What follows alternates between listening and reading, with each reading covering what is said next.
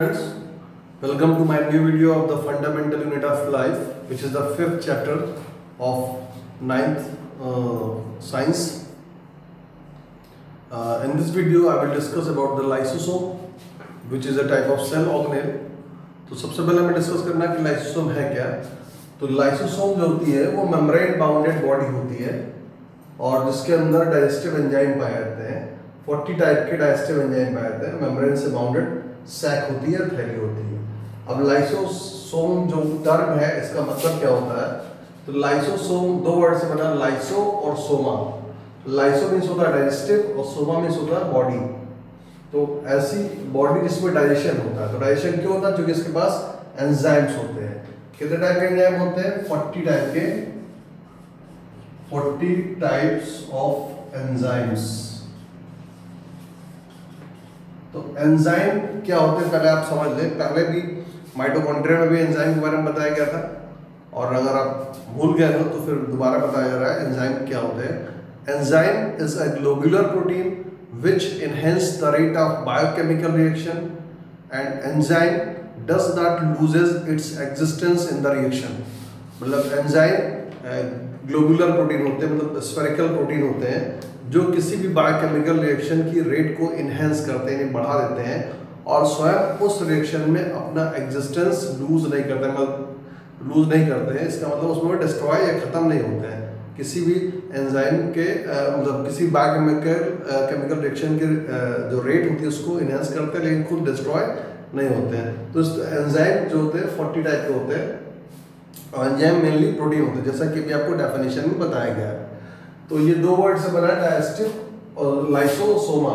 Lyso means digestive, soma means body होता है। अब डिस्कवरी की बात करेंगे तो इसकी डिस्कवरी करी थी क्रिश्चियन रेनी डी डुवे इन 1950 और इनको नोबेल प्राइज मिला था लाइसोसोम की डिस्कवरी के लिए और पेरोक्सिसोम की डिस्कवरी के लिए इन 1974। पेरोक्सिसोम भी एक सेल ऑर्गेनेल है जो लाइसोसोम की तरह ही होता है, लेकिन चूंकि आपके एनसीईआरटी सिलेबस में नहीं है इसलिए इस पर डिस्कस नहीं करेंगे। फिलहाल इसका काम होता है फोटो रेस्पिरेशन में पार्टिसिपेट करता है। एक प्रोसेस होती है प्लांट्स में फोटो रेस्पिरेशन, तो उसमें पार्टिसिपेट करता है। अब हमें देखना है इसकी लाइसोसोम की डेफिनेशन, पहले भी डिस्कस हो चुका है। तो lysosomes are membrane bounded sacs that are filled with 40 type of digestive enzyme. मतलब लाइसोसोम मेम्ब्रेन से घिरी थैलियां होती हैं या सैक्स होते हैं जिसके अंदर 40 टाइप के डाइजेस्टिव एंजाइम होते हैं। इसके पहले डायग्राम बना के दिखाया गया था आपको। These enzymes are made up by rough ER, मतलब ये रफ ER के अंदर सिंथेसाइज होते हैं। क्योंकि रफ ER पर राइबोसोम्स होते हैं और राइबोसोम प्रोटीन बनाते हैं। और आपको अभी डेफिनेशन बताया गया था कि जो एंजाइम्स होते हैं प्रोटीन होते हैं and modified by the Golgi body. आपको पिछले वीडियो में जब गोल्जी बॉडी के बारे में बात हो रही थी तो गोल्जी बॉडी जो भी मटेरियल एंडोप्लाज्मिक रेटिकुलम में सिंथेसाइज होता है उसका मॉडिफिकेशन जो होता है वो गोल्जी बॉडी में होता है। तो एंजाइम बना कहाँ पे?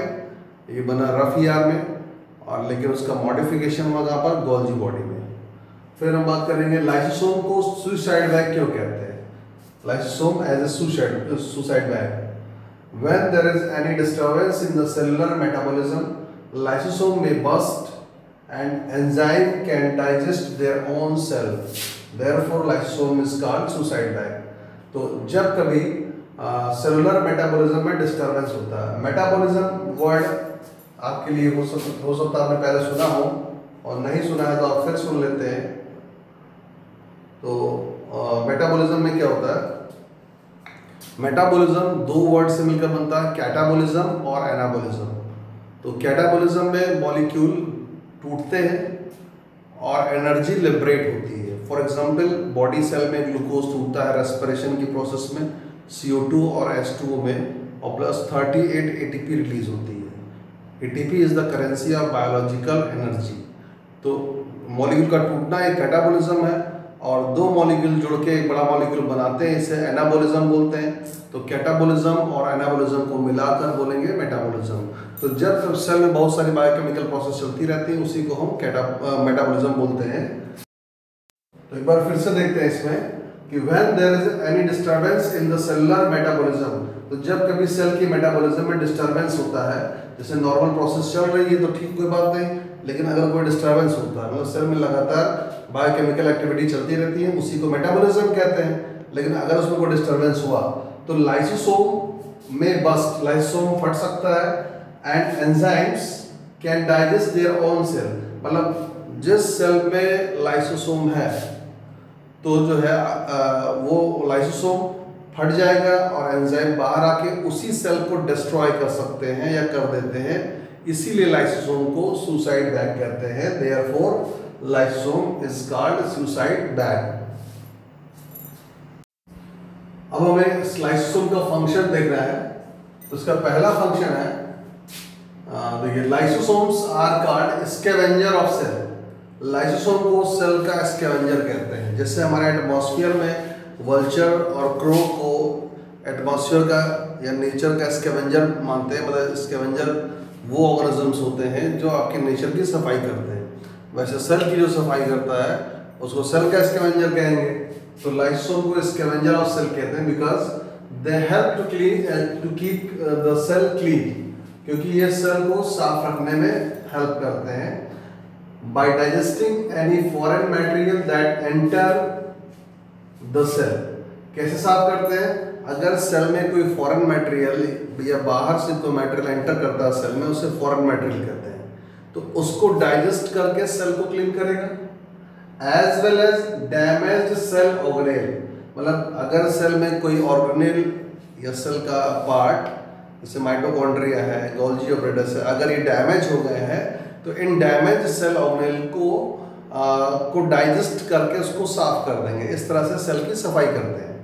दूसरा फंक्शन है क्या है? During starvation.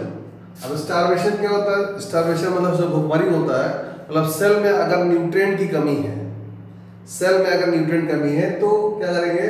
The lysosome digest stored food content. Cell के अंदर जो स्टोर्ड फूड मटेरियल होता है, तो अगर एनिमल सेल है तो उसमें ग्लाइकोजन रहेगी स्टोर्ड फूड मटेरियल के रूप में, या फिर फैट हो सकता है, तो जो स्टोर्ड फूड है उसको डाइजेस्ट करेगा। And worn out cell organelle, और सेल में कोई भी ऑर्गेनेल डैमेज है तो उसे ये डाइजेस्ट करके न्यूट्रिएंट जो है या सेल को न्यूट्रिएंट और एनर्जी सप्लाई करेगा। तो जिस मेथड से ये जो लाइसोसोम वॉर्न आउट ऑर्गेनेल्स को या डैमेज्ड ऑर्गेनेल्स को और प्लस स्टोर्ड फूड मैटर को डाइजेस्ट करता है, उस प्रोसेस को ऑटोफैजी कहते हैं।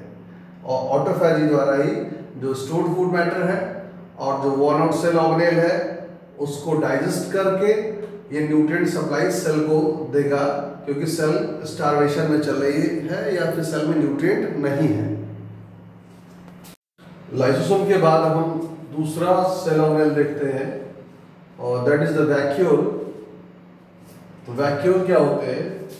तो these are membrane bounded storage sac, मतलब ये मेम्ब्रेन से बाउंडेड सैक है जिसमें स्टोरेज होता है डिफरेंट मटेरियल का। कैसे मटेरियल है? सॉलिड भी हो सकते हैं, for solid and liquid content of the cell, मतलब सेल के सॉलिड और लिक्विड कंटेंट को स्टोर करने वाले सैक है जो कि मेम्ब्रेन से बाउंडेड है। इसका भी डायग्राम आप लाइसोसोम की तरह बना सकते हैं। ये वैक्यूल हो गई, ठीक है। अब डिस्कवरी की बात करेंगे, discovery of vacuole. In 1676 Antony von Leeuwenhoek discovered vacuole. In animal cell, vacuole are of small sized, but in plant cell, vacuole is of large sized and occupies 50 to 90% of the cell volume।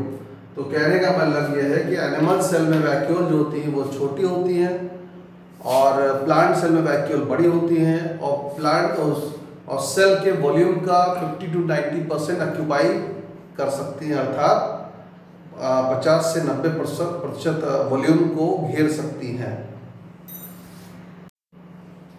तो हम vacuole in plant cell के बारे में discuss करेंगे कि plant cell में vacuole कैसी होती है। तो vacuole of plant cell is larger.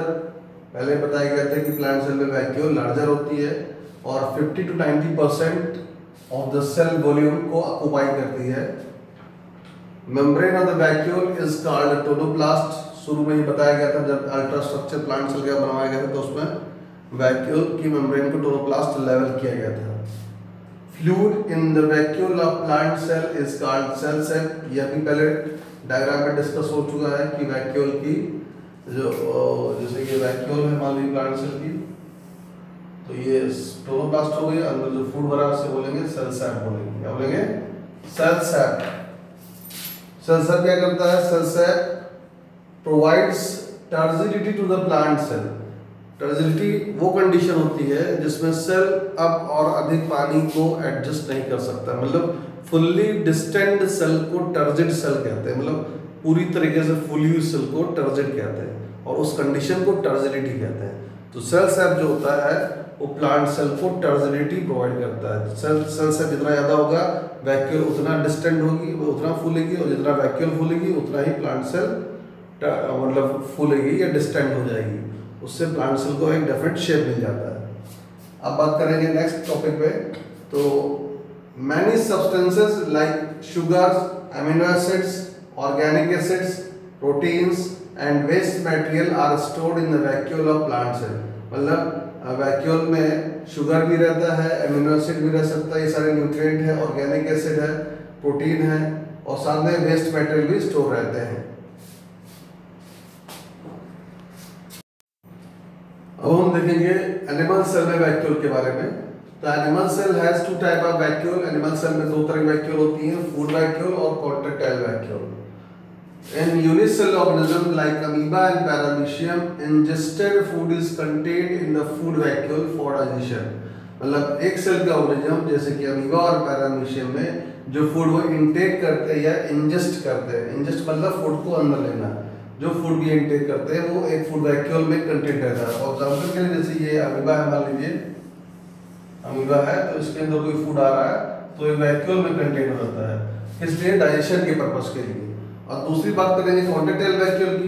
तो it is a type of vacuole which regulates amount of water in the unicellular organism like amoeba and paramecium. This process is called osmoregulation.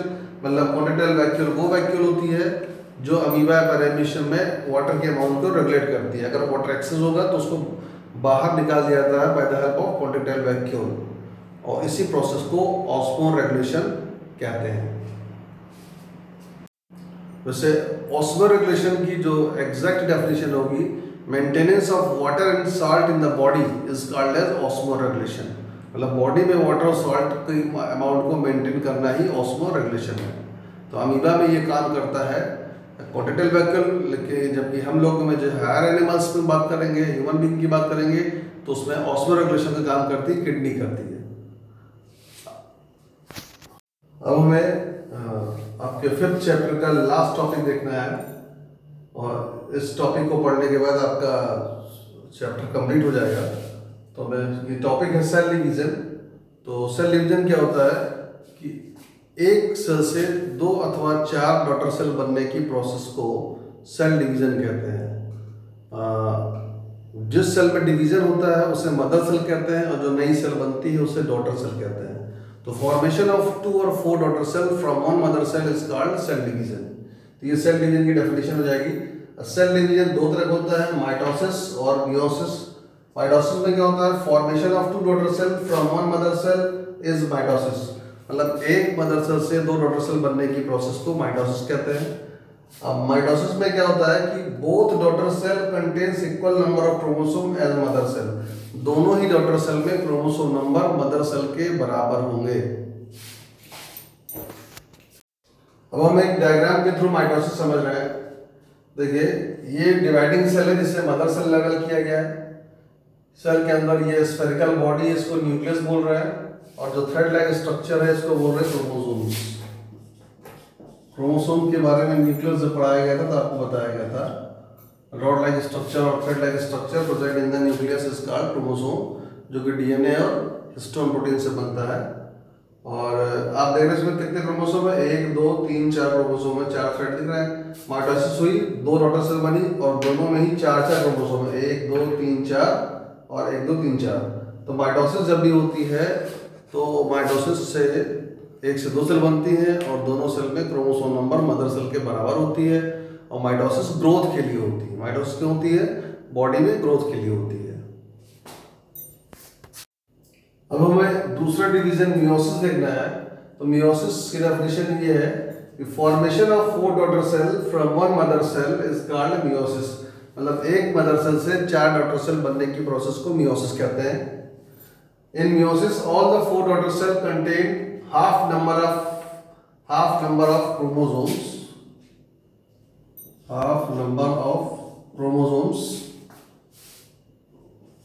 As compare to the mother cell. मतलब meiosis में जो 4 daughter cell बनती हैं, चारों में chromosome number mother cell के comparison में half हो जाते हैं। मियोसिस क्यों होती है? Meiosis occurs for gamete oblique sex cell formation. मतलब सेक्स सेल बनने के लिए मियोसिस होती है। एग्जाम्पल के लिए जैसे हमारी बॉडी की हर सेल में 23 पेयर ऑफ क्रोमोसोम्स हैं। तो 23 पेयर ऑफ क्रोमोसोम्स है। और हमारी बॉडी में जो सेक्स ग्लैंड होती है, टेस्टिस या ओवरी, मेल है तो टेस्टिस होगा, फीमेल है तो ओवरी होगा। तो टेस्टिस में जो मदर सेल होती है, मतलब जिनसे स्पर्म मदर सेल, जिससे स्पर्म बनना होता है, तो जैसे हमारी बॉडी की सभी सेल में 23 पेयर ऑफ क्रोमोसोम्स है, वैसे टेस्टिस की जो स्पर्म मदर सेल होती है उसमें भी 23 पेयर ऑफ क्रोमोसोम्स होते हैं। अब वहाँ पर जब मियोसिस होगी तो स्पर्म बनेंगे। तो एक मदर सेल से 4 स्पर्म बन जाएंगे। स्पर्म में चारों स्पर्म में क्रोमोसोम नंबर 23 जाएंगे।